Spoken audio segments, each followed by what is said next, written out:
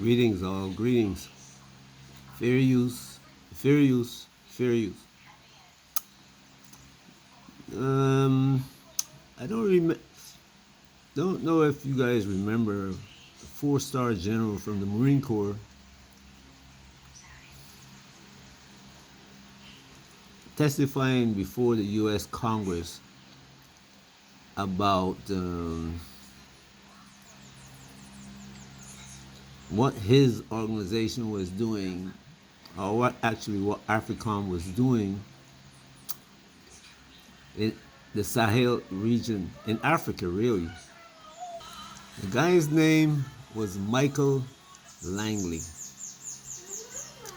And Africans got upset when he pointed a finger at Captain Traore from Burkina Faso and stated that Traore was stealing the resources to protect himself. And the reality is that if you look at what he's doing in Burkina, in the 2 years, 3 years, between 2 to 3 years that he has been in the leadership of the organization that works to protect Faso, Burkina, they have done more than in the 60 years since Burkina Faso was supposedly independent. More roads, more food, more security. But this man, Langley, came before the Congress and said that because he is stealing, and told the Congress that he is stealing all the money and therefore he should be arrested. That's the first one.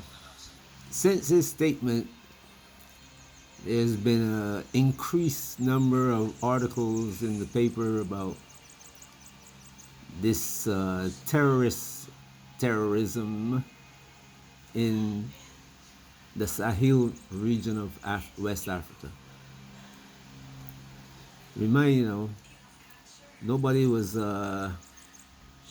trying to get rid of the terrorists. The French brought them in, was training them and supplying them. But no talk about in American newspapers this terrorists. Now you find an article here that's saying we got to get rid of those terrorists in the Sahel, otherwise they can be coming to America. Doesn't that sound familiar? Like before 2001, that's what people were saying. They're gonna come. Another black man now,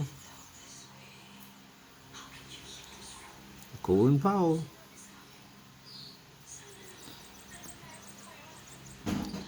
Then there is this.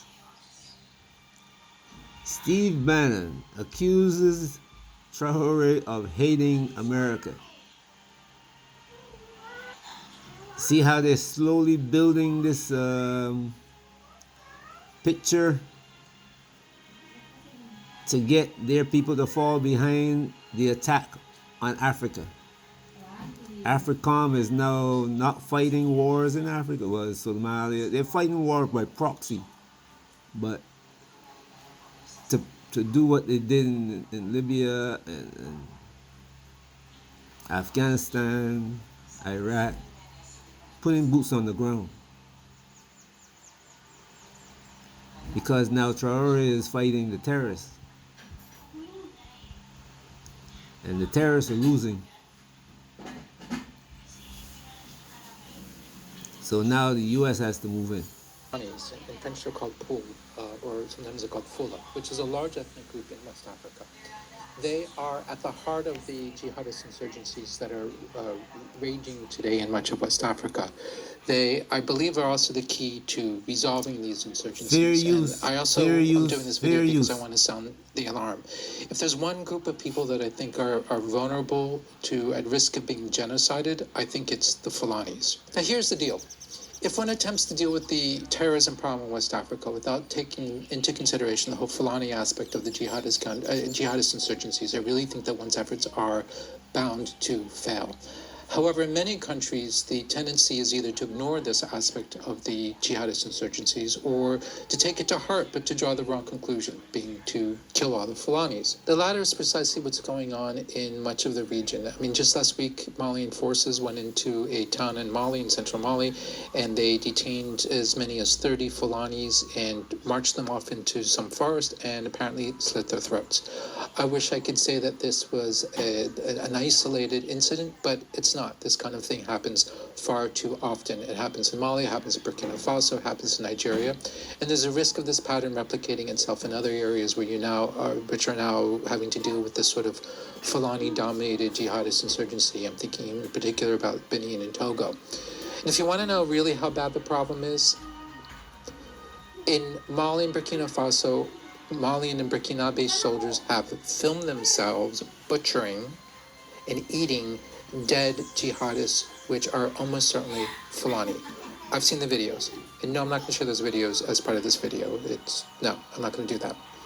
But the point is, it's really bad. Things are really, really bad.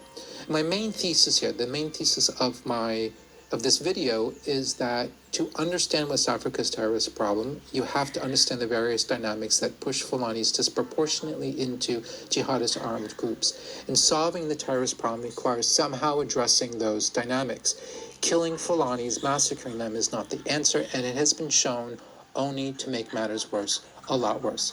My name is Michael Shirkin, and welcome to my YouTube channel, Pax Americana, a conversation about world affairs, global conflict, military strategy, and anything else that happens to be on my mind. Now, if you're wondering with what authority I feel comfortable talking about Fulanis and West African terrorism, I can tell you this. Literally 20 years ago, I joined the CIA, and almost immediately I was put to work watching terrorism and counterterrorism in West Africa. I've been tracking this topic on and off for the past 20 years. And most recently in my capacity as the Director of Global Programs at 14 North Strategies, which is a business intelligence firm that serves investors in Africa. I've been watching these things very, very closely. So what I'm presenting here, my name is Michael Shirkin, and welcome to my YouTube channel, Pax Americana, a conversation about world affairs, global conflict, military strategy, and anything else that happens to be on my mind. Now, if you're wondering with what authority I feel comfortable talking about Fulanis and West African terrorism, I can tell you this. Literally 20 years ago, I joined the CIA, and almost immediately I was put to work watching terrorism and counterterrorism in West Africa. I've been tracking this topic on and off for the past 20 years. And most recently in my capacity as the Director of Global Programs at 14 North Strategies, which is a business intelligence firm that serves investors in Africa. I've been watching these things very, very closely. So what I'm presenting here in this video is really the distillation of some of my insights from 20 years worth of work. I will, to a large extent, be oversimplifying. I could go into much more detail and get really into the weeds about social things and social hierarchies and that kind of thing and local politics. I'm not going to do that. But the point is, in this case, in this instance, I do know what I'm talking about. I also want to call out, before I get started, a few books that I read on the subject that I think are the Jihad Pool. This is fairly recent. The Jihad Pool au Sahel Central. In French, it's very helpful. There's another book that I found, an older book called Pasteur et Paysan. This book, what did I do with it? Here it is. The Jihad Pool. This is fairly recent. The Jihad Pool au Sahel Central. In French, it's very helpful. There's another book that I found, an older book called Pasteur et Paysan de Gourmand, which is in Mali, written by Jean Gallet. Now, I'm going to do this video by dividing into several parts. And I'm going to put timestamps in the description below. So in part one, I'm going to look at... You can see the video right here. And you can see the person who's narrating the video. But the organization that he's fronting for, he tells you right there, CIA. Listen to what he's saying now. That these flies are being killed and eaten. Where have you heard that before? I tell Africans they don't listen and they will get upset.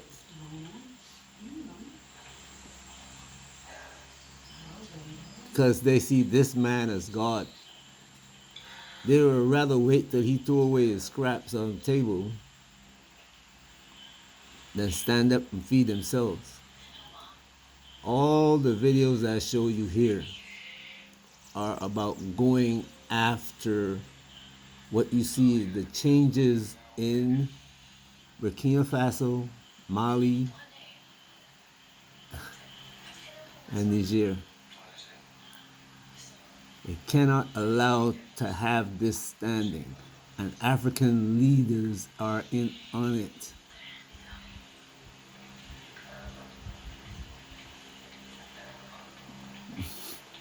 The old man that I always talk about,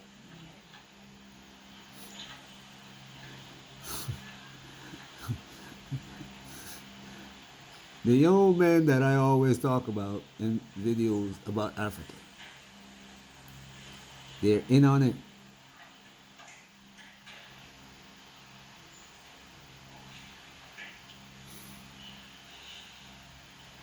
I can only give you the information. It's all over YouTube. It's not only YouTube that has this information. As I show you just now, the beginning of the video, U.S. newscasters are putting out this information, and they're preparing the ground. As always, every time they attack some country, it's always like this. This is the like the ground preparation. And what you see going on in America now about making America great again, as Trump is saying, that's also part of it.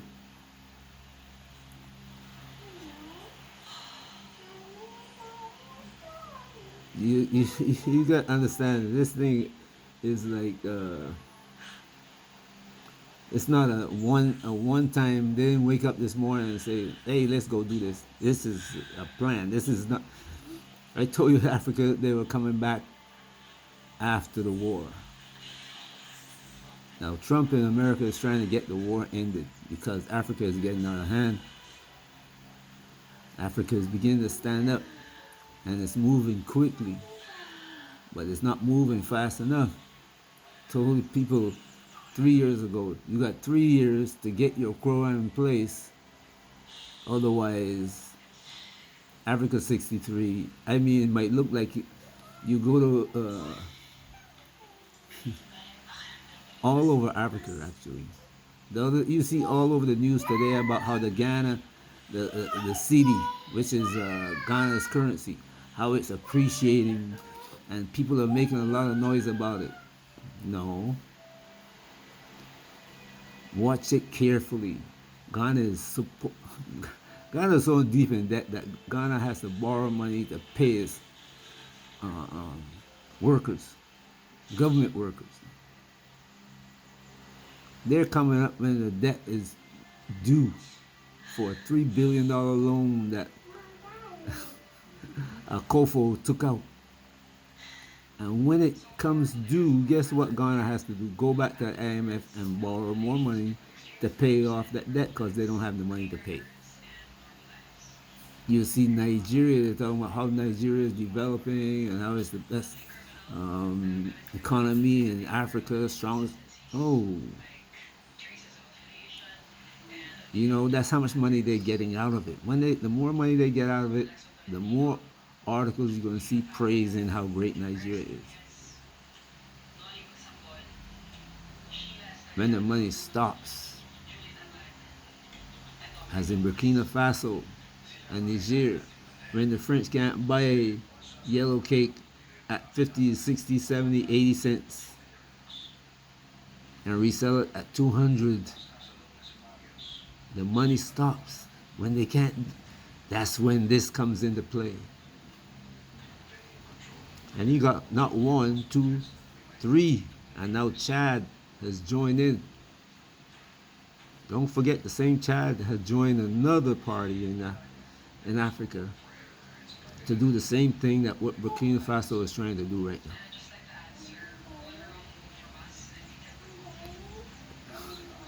And one of our favorite people, There's always talking about the Caucasian people. Uganda helped to bring down his fellow African. So you see all the old men are in on it. But you keep telling people in the diaspora, be careful. I know people singing praises about being African. Oh, Africa is great, great, great. Yes, it is. But the things that you're not seeing and don't want to see, because I heard some of you talking about how you got to hold your head down and everything will be okay. One day you pop your head out of that hole because you hear a noise and somebody with a machete is going to take it off.